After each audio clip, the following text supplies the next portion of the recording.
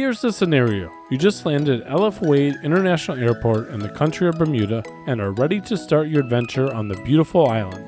Normally after getting your bags, you may rent a car from a company such as Enterprise or Budget and be on your way. Well, in Bermuda, things work a bit differently. In this video, we will show you how to get around the island and enjoy your vacation. I will cover car rentals, scooter rentals, bus transportation, and ride share to assist in your upcoming trip. First, let's start with scooter rentals. These were a very popular way to get around the island due to the narrow roads and sometimes lack of parking. There were a few places to rent them, but it seemed like Scooter Mart at either Elbow Beach or the Royal Dockyards, if you're coming on a cruise ship, were one of the companies we saw the most. I did a quick search, and even though this was in the off season, it seems like prices are fairly reasonable.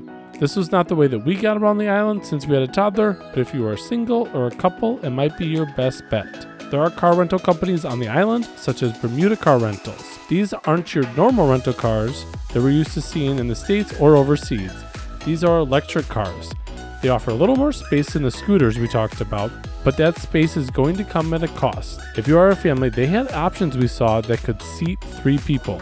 We did notice a good amount of charging stations throughout the island, and I believe the car rental companies help you out with some hotspots, but our hotel, for example, did have a place.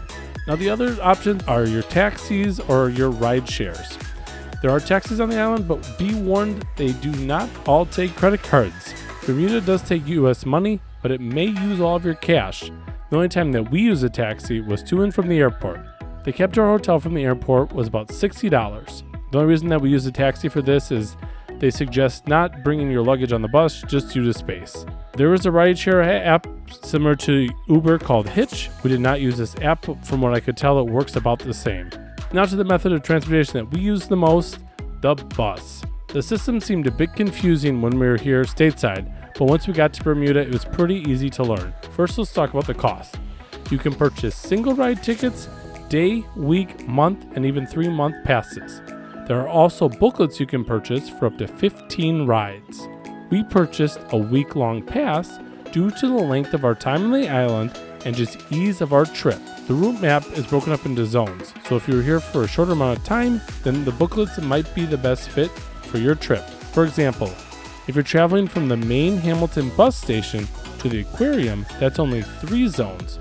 But if you want to go from the main Hamilton bus station to the Crystal Caves, that is a total of 4 zones, but then that means you have to purchase a 14-zone ticket. The same ticket system worked for the ferries as well. These ferries were nice getting to the ends of the island. For example, we stayed down in Warwick and wanted to go to St. George's. We took the bus to downtown Hamilton, then hopped on a ferry to go up to St. George's. This was just a little bit faster and just a different way to see the sights. Timetables are available for both the ferries and the buses online. The route maps are only really available at the main ferry and bus stations. Once you get to the island, I would suggest spending some time to figure out the timetables for the route, or maybe routes, you want to use. Since traveling to the country and doing research for this video, I have learned that there is now a new app that has a lot of this info. So if you do end up using this app, please let me know how it works and let me know your experience down below. The bus stops were labeled pink for the buses going to Hamilton and blue for the ones heading away from Hamilton. This is why the bus system is nicknamed the Pink and Blue, which is also the name of the app. The stops range from covered pavilions to just a pole on the side of the road. We noticed that the drivers and even the passengers were willing to help you find your stop, so you enjoyed yourself. Remember, do not be afraid to ask. Once on board the buses, as well as the ferries, they were clean and comfortable. During the morning and afternoon rushes, the buses did get quite busy, so make sure you plan accordingly. However you decide to get around the island, I hope this video helps you and answer some questions that you might have. If you do have any additional questions, please put them down in the comments and I would love to answer them. If you enjoyed this video, please consider subscribing. I genuinely hope you enjoy your stay in Bermuda and most importantly, enjoy your adventure.